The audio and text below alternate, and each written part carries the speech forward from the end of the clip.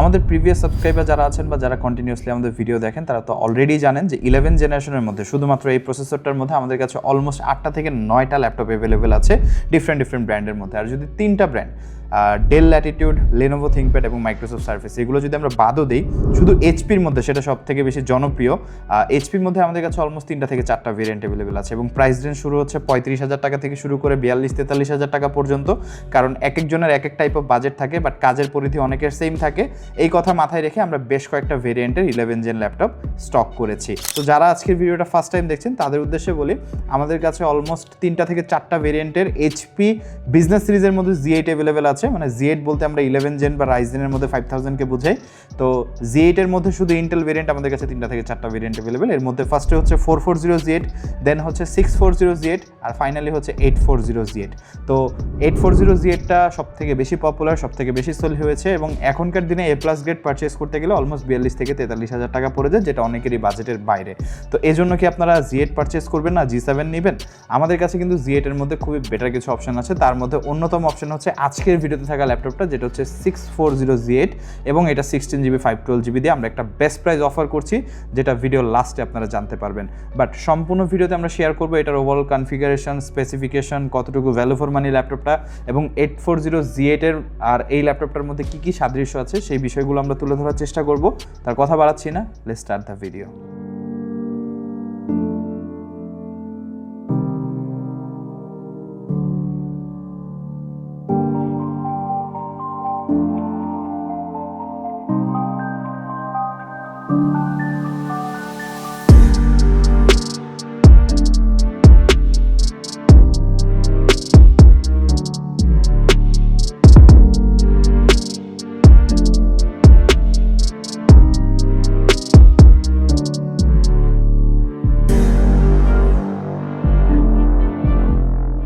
ফার্স্টেই কথা বলবো এই ল্যাপটপের প্রসেসর নিয়ে। প্রসেসর হিসেবে থাকছে as usual Intel core i5 এর 11 জেন 1145 G7 প্রসেসর, 4 কোর এবং 8 থ্রেডের একটি প্রসেসর ইউজ করা হয়েছে, যেটা বুস্ট টার্বো ফ্রিকোয়েন্সি হচ্ছে 4.40 GHz এবং এটা একটা 8 MB ক্যাশের প্রসেসর। পাশাপাশি এই প্রসেসরের ওভারঅল টিডিপি হচ্ছে 28 ওয়াট, খুবই ডিসেন্ট টিডিপির একটা প্রসেসর। এই প্রসেসরকে হেল্প করার জন্য আছে ইন্টেল Iris Xe গ্রাফিক্স, যেটা পাশাপাশি যথেষ্ট ডিসেন্ট 1.35 GHz এর একটা ডাইনামিক বুস্ট ফ্রিকোয়েন্সি আপনারা গ্রাফিক্স পেয়ে যাচ্ছেন। র্যাম হিসেবে আছে 16GB র্যাম, DDR4 এর 3200 MHz র্যাম ইউজ করা হয়েছে এবং সম্পূর্ণ আপগ্রেডেবল। আপনি চাইলে ভবিষ্যতে বাড়িয়ে এটাকে 32GB পর্যন্ত ম্যাক্স করতে পারবেন 3200 MHz এ। স্টোরেজ সেকশনে আমরা 512 PCNVMe Zen 3 সাপোর্ট দেখতে পাবো এবং এটাও আপনি আপডেট করে 2TB পর্যন্ত ম্যাক্সিমাইজ করতে পারবেন। মানে স্টোরেজ এবং র্যাম দুইটাতে আমরা আপগ্রেডেবিলিটি ফ্যাসিলিটিস পাচ্ছি। কানেক্টিভিটি সেকশনে ব্লুটুথ 5.0 এবং Wi-Fi 6 সাপোর্ট এই ল্যাপটপে আমরা দেখতে পাবো। ডিসপ্লে সেকশনে এই ল্যাপটপে আমরা 14 inch nano bezel full HD IPS display দেখতে পাবো, যেটা বেসিক্যালি একটা 45% NTSC-র কালার অ্যাকুরেসি একটা ডিসপ্লে, যেটা টিপিক্যাল ব্রাইটনেস হচ্ছে 250 নিটস, কন্ট্রাস্ট রেশিও হচ্ছে 700:1 এবং এটার ভিউইং অ্যাঙ্গেল হচ্ছে 178 ডিগ্রি। একদম বেসিক ওরিয়েন্টেড একটা ডিসপ্লে, আহামরি তেমন কোনো স্পেসিফিকেশন না, বাট কন্টেন্ট কনজাম্পশনের জন্য যথেষ্ট ডিসেন্ট আমি বলবো।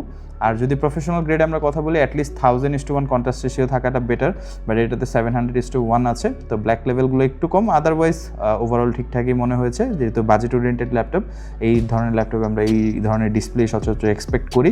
কালার্সগুলো যথেষ্ট ডিসেন্ট, বিশেষ করে একদম প্রফেশনালি কালার গ্রেড না করতে পারলেও আপনারা কন্টেন্ট কনজাম্পশন, ছোটোখাটো গ্রাফিক্সের প্রজেক্ট, টুকটাক ফটো এডিটিং এই ল্যাপটপ দিয়ে অনায়াসেই করতে পারবেন। ডিসপ্লের উপরে আমরা একটা 720p ওয়েবক্যাম দেখতে পাবো উইথ প্রাইভেসি শাটার অ্যান্ড 2টা নয়েজ ক্যান্সেলেশন আর এই মাইক্রোফোন ব্যবহার করা হয়েছে। তো এটা আপনার অনলাইন ক্লাসে জুম মিটিংগুলো অনায়াসেই সার্ভ করে ফেলবে, কারণ মাইক্রোফোন অ্যান্ড ওয়েবক্যাম যথেষ্ট ডিসেন্ট এই বাজেট অনুযায়ী। পেরিফেরাল সেকশনে এই ল্যাপটপে আমরা ব্যাকলিট বা চেকলিট স্টাইলে কিবোর্ড দেখতে পাবো, যেটার কি ট্রাভেল ডিস্টেন্স খুবই ডিসেন্ট। টাইপিং হ্যাপটিক ফিডব্যাক যথেষ্ট ভালো, কারণ সিজার কি ক্যাপস ব্যবহার করা হয়েছে। এইচপি তাদের এই কিবোর্ডটাকে মেনশন করে HP spill resistant premium keyboard ব্যবহার করা হয়েছে, যেটা আমার কাছে পার্সোনালি খুবই ভালো লাগে, কারণ এইচপি প্রোবুক এবং এলিটবুক সিরিজের কিবোর্ডগুলো আইডেন্টিক্যালি সিমিলার, সেম মেকানিজমই ব্যবহার করা হয়। অনেকে মনে করে যে ডিফারেন্ট হতে পারে, যে এলিটবুক আর প্রোবুকের দুইটার মধ্যে আহামরি ডিফারেন্ট কোনো কিবোর্ড কিবোর্ড লেআউট থাকে কিনা। হ্যাঁ, এইচপি প্রোবুকের 440 সিরিজের কিবোর্ডটা একটু চিপ কোয়ালিটির, বাট 640 সিরিজটা অলমোস্ট 840 কাছাকাছি বলা যায়। আর ব্যাকলিট সাপোর্ট আছে, 3 স্টেপ ব্যাকলিট কন্ট্রোল পসিবল, এটা অপশনাল, এটা বেশ কিছু মডেলে আমরা পেয়েছি, বেশ কিছু মডেলে আমরা পাইনি। কিবোর্ডের নিচে আমরা একটা ডিসেন্ট সাইজের ট্র্যাকপ্যাড দেখতে পাবো, যেটা ওভারঅল গ্লাস সারফেসের ট্র্যাকপ্যাড, 300 DPI এটার পোলিং রেট এবং যথেষ্ট ডিসেন্ট একটা ট্র্যাকপ্যাড, আপনাদের ডেইলি ইউজেসে খুব ভালো একটা সাপোর্ট দিয়ে দিবে। কিবোর্ডের উপরে আমরা এটা স্পিকার গ্রিল দেখতে পাবো, যেটা আসলে ওইভাবে কোনো মেনশন না কোনো কোম্পানি দ্বারা বা কোনো ওইভাবে সার্টিফাইড ব্র্যান্ড দ্বারা টিউন করা, যে ব্যাং অ্যান্ড অলফসন বা Dolby atoms, but sound quality overall খুবই ডিসেন্ট। ডুয়াল স্পিকার ইউজ করা হয়েছে, 2 ওয়াট করে 4 ওয়াট, ম্যাক্সিমাম 5 ওয়াট পর্যন্ত আউটপুট দিয়ে দিবে। তো স্পিকার যেহেতু ফ্রন্ট ফেসিং, তো যথেষ্ট লাউডনেস আছে স্পিকারে। পোর্ট সেকশনে এই ল্যাপটপে আমরা দুই পাশেই খুবই চমৎকার পোর্ট সেটআপ দেখতে পাবো। বিশেষ করে ডান পাশে আমরা একটা কেনজেন্টন লক RJ45 USB 3.1 Gen 2 পাচ্ছি, যেটা ফাস্ট ডাটা ট্রান্সফার সাপোর্ট করে। এর পাশাপাশি বাম পাশে সকল প্রয়োজনীয় পোর্ট, যেমন চার্জিং এসি, টাইপ-সি থান্ডারবোল্ট 3, দুইটা USB 3.1, এর মধ্যে একটা চার্জিং ডেডিকেটেডের জন্য, একটা HDMI 2.0, একটা হেডফোন মাইক্রোফোন কম্বো এবং একটা সিম স্লট, যেটা ম্যাক্সিমাম কেসে লক থাকে, ওটা অ্যাক্সেসেবল না, কারণ ভিতরে মডুলার ডিভাইস ইনস্টলড নেই, যার কারণে ওই স্লটটা লক থাকে। বাট পোর্ট সেটআপ যথেষ্ট ভালো। আর এইচপি প্রোবুক সেগমেন্ট বা এইচপি এলিটবুকের 840 সেগমেন্টে আমরা সকল পোর্ট সেটআপই দেখতে পাই। বাট এলিটবুকে একটা ঘাটতি থাকে RJ45-এর, সেটা কিন্তু এই ল্যাপটপে আছে। RJ45 কানেকশনটা আমরা ডিরেক্টলি পাচ্ছি। নেটওয়ার্কিংয়ের কাজ যারা করেন তাদের জন্য এটা একটা ভালো বিষয়। তো সব কিছু কভার করার পর ফাইনালি থাকে এটার বিল কোয়ালিটি। আর বিল কোয়ালিটিতে ক্ষেত্রে এই ল্যাপটপটাতে ইউজ করা হয়েছে অ্যালুমিনিয়াম চ্যাসিস, শুধু অ্যালুমিনিয়াম, ম্যাগনেসিয়ামের ইউজেস নাই, যার কারণে ল্যাপটপটা যথেষ্ট লাইট ওয়েট এবং ক্যারি করার জন্য যথেষ্ট সুইটেবল। এবং লাইট ওয়েটের আরেকটা প্লাস পয়েন্ট হচ্ছে এটার ব্যাটারি ক্যাপাসিটি। এটা 45 ওয়াট আওয়ারের ব্যাটারি ইউজ করা হয়েছে, যেটা যথেষ্ট লাইট ওয়েট একটা battery. 3 cell lithium ion battery use করা হয়েছে। যদি অলমোস্ট 60 ওয়াট আওয়ারের ব্যাটারি ইউজ করা হয় যে ল্যাপটপগুলোতে, সেগুলো অলমোস্ট 1 কেজি 600, 1 কেজি 700 গ্রামের মতো হয়ে যায়, কারণ ব্যাটারি সাইজটা অনেক বেড়ে যায়। বাট 40 to 45 বা 50 ওয়াটের মধ্যে যে ল্যাপটপগুলো থাকে, সেগুলোর ব্যাটারি সাইজ যথেষ্ট ছোট, তো ওগুলোর ওয়েট কনজাম্পশন যথেষ্ট ভালোই থাকে। এবং ব্যাটারি ব্যাকআপের কথা বলে, এই ল্যাপটপে ওভারঅল আপনি 3 থেকে 3.5 ঘন্টার কম বেশি ব্যাটারি ব্যাকআপ পেয়ে যাবেন। আর ওয়েট তো বললামই, এই ল্যাপটপের ওয়েট হচ্ছে 1.27 কেজি, বহনযোগ্য, যে কোনো জায়গায় ক্যারি করতে পারবেন। আর যেহেতু business series laptop, metal body ইনসিউরিটি তো আমরা পাচ্ছি, আর লং টাইম ইউজ করতে পারবো। অ্যাটলিস্ট আমরা 3 বছর 4 বছর 5 বছর রাফ ইউজ করেও ল্যাপটপটাকে একটা লং টার্মে আমরা ব্যবহার করতে পারবো, এতটুকু ইনসিউরিটি এই ল্যাপটপে থাকছে। আর ফাইনালি যদি একটা কনক্লুশনে আসি যে এই ল্যাপটপটা কতটুকু কেন ভ্যালু ফর মানি হবে, বা মার্কেটে তো 840Z8 অ্যাভেলেবেল আছে, অনেকগুলো মডেল আছে, 845Z8 আছে, সেগুলো না কিনে এই ল্যাপটপটা পারচেস করার কতটা মানে কনভিনিয়েন্ট হবে। ফার্স্ট অফ অল, এখন অনেকে আছে যারা ইন্টেল প্রসেসর ছাড়া কম্প্রোমাইজ করতে চান না। আমি বলবো রাইজেনের ল্যাপটপ পারচেস করতে পারলে আপনাদের জন্য অনেক বেটার, কারণ রাইজেনের ল্যাপটপগুলো কম্পারেটিভলি ইন্টেলের থেকে 3 থেকে 4 হাজার টাকা রিজনেবল অ্যাভেলেবেল আছে, যে কোনো জায়গা থেকে আপনি পারচেস করেন। বাট অনেকেই আছেন যারা ইন্টেলের সাথেই থাকতে চান এবং কাজের পারপাসে ইন্টেলটাই বেশি প্রয়োজনীয়। তাদের ক্ষেত্রে যদি 840Z8টা আপনার বাজেটের বাইরে হয়ে থাকে, দেন আপনি 640Z8টাকে কনসিডার করতে পারেন। এবং আমাদের এই ল্যাপটপটা স্টক করার মোটিভটাও কিন্তু এটাই, যে অনেকেই আছেন যারা 840Z8টা পারচেস করতে পারছেন না ফর সাম বাজেট রিজন। আর অনেক সময় হয় যে বাজেটটা বাড়ানো পসিবল হয় না। আমরা সেই ক্ষেত্রে কাস্টমারদেরকে বলি যে আপনারা একটু ওয়েট করেন, অ্যাটলিস্ট 1-1.5 মাস অপেক্ষা করে 840টা নিয়ে নেন, কারণ প্রোডাক্টটা কম্প্রোমাইজ করেন না। বাট অনেকে থাকে একটু রাশ থাকে, ইমার্জেন্সি প্রয়োজন, তারা দেখা গেছে 840Z8-এর পরিবর্তে দেখা গেছে 840Z8 পাচ্ছে না, 840Z7 পারচেস করে নিয়ে যাচ্ছে, কারণ ওই বাজেটে 840Z7 অ্যাভেলেবেল। এখন একটা ল্যাপটপে আপনি প্রসেসর চাইলেই কিন্তু বাড়াতে পারবেন না। র্যাম স্টোরেজ আপনি ভবিষ্যতে বাড়াতে কমাতে পারলেন, সেটা একটা আলাদা বিষয়।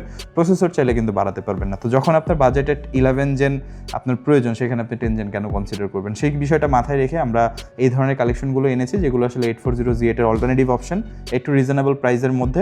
তো আমি অবশ্যই আপনাকে রিকমেন্ড করবো যে কেউ কনফিগারেশনে কম্প্রোমাইজ করবেন না, কারণ আপনি কনফিগারেশনে কম্প্রোমাইজ করে দেখা গেছে একটা ল্যাপটপ নিয়ে যে অলমোস্ট 40,000 আশেপাশে একটা ল্যাপটপ, অ্যাটলিস্ট আপনাকে 2 থেকে 3 বছর এই ল্যাপটপটা ক্যারি অন করতে হবে, চাইলে আপনি হুট করে চেঞ্জ করতে পারছেন না।